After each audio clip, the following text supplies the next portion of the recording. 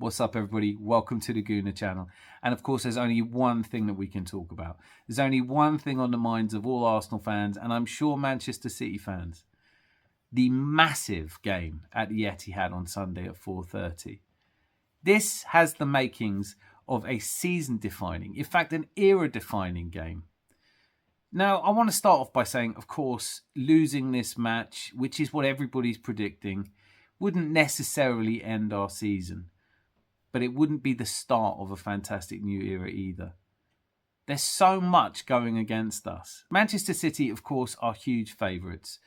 Not just with the bookies, but with pundits, with experts, and with fans alike.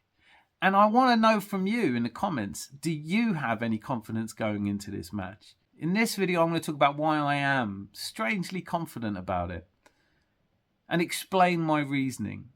But before we get cracking, why not just hit that like button? And if you haven't yet, subscribe. So why am I strangely confident going into a game where really you shouldn't give us any hope at all? After all, the last time we won against City at their place was in 2015. And we have had a terrible record against them up until this season. Now, of course, we beat them in the Community Shield and people will tell you it's a kind of meaningless game. And then there was that glorious goal by Martinelli, which consigned Manchester City to their first defeat against us in so long. Now, going into the international break, we were, of course, the form team, not just in the Premier League, but arguably across Europe, with one of Europe's meanest defences and a free-scoring attack that seems to have suddenly found its form and clicked. But these meaningless friendlies were fraught with anxiety because the last thing anybody wanted was to risk key players going into such an important match. But you could argue, I think, that we've come out of it slightly better. Of course, Gabriel was removed from the Brazil squad with a foot injury, seen as just a precaution. Gabriel Martinelli was also removed from the Brazil squad with an injury that doesn't seem to be getting better as quickly as it should be, and we've seen him hobbling on crutches.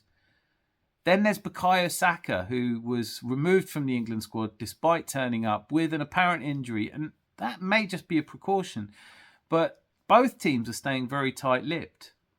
Manchester City, though, watched Kyle Walker have to come off against Brazil, watched John Stones come off. In fact, their injury list is potentially Akanji, Walker, Kevin De Bruyne, John Stones, Ederson, and Nunez. Now, obviously, Nunez probably wouldn't be playing, but that's a pretty serious injury list, and there's some key names in there. The first thing that occurs to all of us is just how much of this is smoke and mirrors. How much are these players really injured? And are we all really expecting them to be fit when it matters most on Sunday? But I think that's a clue as well. If these injuries are true, then Man City do come into this with a slight disadvantage, particularly when you consider that Erling Haaland, their talismanic goal scorer, really hasn't been in any kind of form at all. He hasn't scored in the last 4 games and missed a penalty against Slovakia. One of his worst performances in so long for Norway. Is that perhaps even more of a worry to us? Will he suddenly find his form again? Will Kevin De Bruyne start and do what he always does against us? Has this international break, rather than giving us a slight advantage in terms of injuries, really interrupted our momentum? After all, international breaks change things. The last one we came back from after a trip to Dubai with a renewed vigour, having had time to work on our set pieces and sharpen our attacking skills. Could this break have done the opposite? Finally, even if we do win this game, there's still 9 more games after. There's still that tricky away fixture away to Spurs, who are going to do everything they can to stop us winning, and the away fixture to Old Trafford. And I want to talk about that because that's one of the reasons I feel really confident. We go into this and we know we're going to have to be at our best because whatever shape Manchester City are in this season, and they don't look as good as they were last season, but they are proven winners, mentality monsters, players who know how to get games across the line. But my confidence isn't just about the current state of these teams and the fact that they really didn't get a shot on target against us at the Emirates. And Every game we've played this season where teams have come out to attack us and left gaps at the back, we've been able to exploit them with arguably some of the best counter-attacking football seen in Europe. Could that really play into our hands? Will Pep Guardiola pull off another masterclass and somehow nullify our midfield? Jorginho, is he the player really to get us through 90 minutes? Could we see Thomas Partey come on? Is our bench strong enough? Well, one of the reasons I'm really confident is because for a while now, I've had this image in my head of around the 79th minute, Martinelli running into space and scoring a 1-0 victory. And I think part of the reason is because I remember 98. It was the middle of March, and we had to go to Old Trafford to have any hope at all of staying in the title race. Bookmakers had actually paid out on Manchester United winning already, and we'd never scored a goal at Old Trafford. Now, on that day, we were without David Seaman in goal, who probably our best keeper of all time, and Ian Wright missing up front. In fact, Christopher Wray started that day. And that reminds us, or should remind us, that actually it isn't always the big stars playing each other. There are squad players in every great team that don't always get the flowers they deserve. Now, on that day, it was a Mark Overmars goal in the 79th minute. Martin Keown with the ball at the back, pumps one up the field. Nicky Nelka, who'd come on for Christopher Wray, heads it down. Mark Overmars heads it into his own path and exquisitely finishes through the legs of Peter Schmeichel. Pandemonium. And you can see from the celebrations, the over-celebrations, although people didn't criticise you for that back then, just how important it was. But even after that game, Arsene Wenger still made Man United slight favourites. And Alex Ferguson, now famously, or infamously if you prefer, saying that Arsenal were going to drop points. But we didn't. We won all of our remaining games. And it was that home game against Everton where Tony Adams scored in the 89th minute, tipping his head up to the sky and his arms back. And the famous commentary line, "Would you believe it?" You see, that game at Old Trafford wasn't just the biggest game of that season. It became an era-defining game because we had finally shown that we could beat the heavyweight champions, everybody's favourites, the unbeatable Manchester United. And of course, in the same season, we beat Newcastle 2-0 in the final to win our second ever double, overtaking the number that Spurs had managed. And all of that was made possible by that one victory against the odds. And Manchester United had their chances, they just didn't take them. And no one had really given us a chance. After all, it was Arsene Wenger's first season. And in December, just before the international break in January, we'd had a woeful performance at home to Blackburn where we got beaten 3-1. It's worth remembering in that season we lost 6 times. We're almost certainly going to score more points this season than we did then. But that just shows you how much more competitive this season is. This Premier League is. This season is different from 97-98 in the sense that back then it was really just us and Manchester United racing for the title. This season, of course, Liverpool have to be in the reckoning. And if they do beat Brighton at home before we play, pressure's going to be on both sides. Because we have to keep up with 2 teams.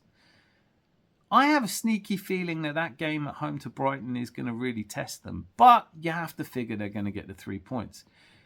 As I said at the beginning, losing against City doesn't necessarily rule us out of the title. I know that you're watching this thinking, oh, if we can't beat City at home, that gives them an advantage and Liverpool. And we've just proven again that we're not quite at the same level that Manchester City are.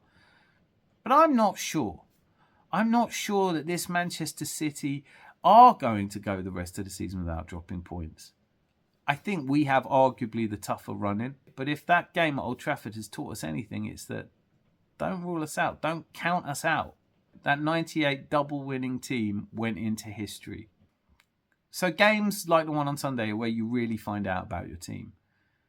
But I don't think we need to be despondent if we lose it. I think we just have to be realistic and say that this Manchester City team and this Liverpool team and Jurgen Klopp's swan-song season are incredible teams. But what I've seen from us this season since that Dubai break is a newfound belief, a desire to let our football do the talking on the pitch.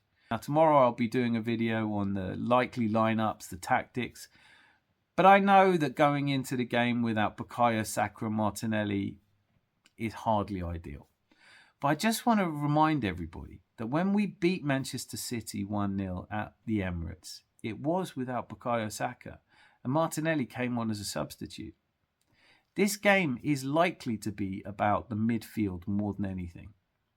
Declan Rice seems to have come through the international break unscathed. Thomas Partey could be on the bench. Jorginho likely to start, but Kai Havertz could be the star of the show. After all, it was his goal against Manchester City that won Chelsea the Champions League.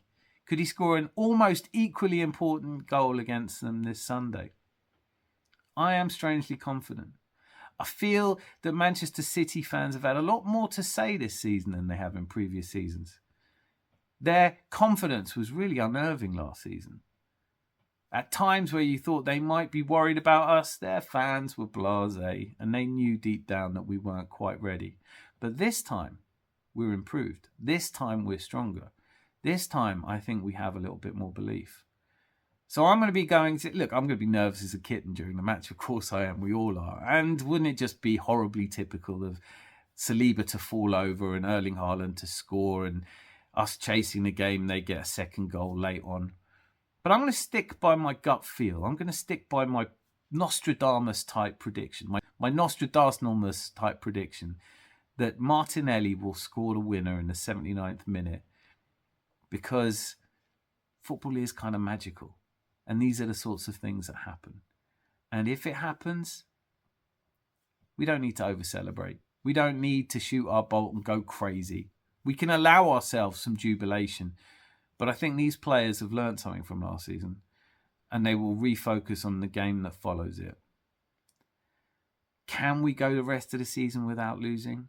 It's a tall order. But that Old Trafford trip, that could be a big one. And there is the slimmest chance that we could once again win the league at Spurs' stadium, with them doing everything they can to stop us and failing miserably. What a wonderful way to celebrate St Totteringham's Day, by actually winning the title. That's my belief. I want us all to stay positive. These are the games that we've looked forward to for so long. Last season, I was thrilled that we were still in the title race come Easter. Here we are again. Everyone told us we wouldn't be. People are so quick to write us off.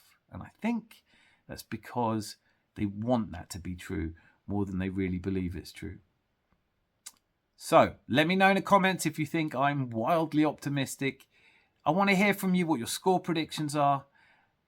And do you think that the players who are apparently injured are actually injured? Or are we seeing a return to the kind of mind games which typified the Wenger-Ferguson era? I kind of hope so. I've missed them. I've missed involvement at this level. I am itching to go to a parade. I don't mind if it's Champions League or Premier League, but if I'm honest with you, this season, if I had to pick one, I'd probably pick the Premier League, because that could be the springboard for years of success, just like that game at Old Trafford was in 97-98. So, let's believe. Come on, you Gunners! Till I see you again. Be lucky. Lots of love. He's done it this time! Arsenal have scored a Premiership goal. The Championship race still very much open between these two tremendous clubs. What a win for Arsenal. Mark Overmars, the man of the match by some way, settling the match. And they are so thrilled, the travelling Arsenal fans, some of whom I don't think can believe what they've seen here.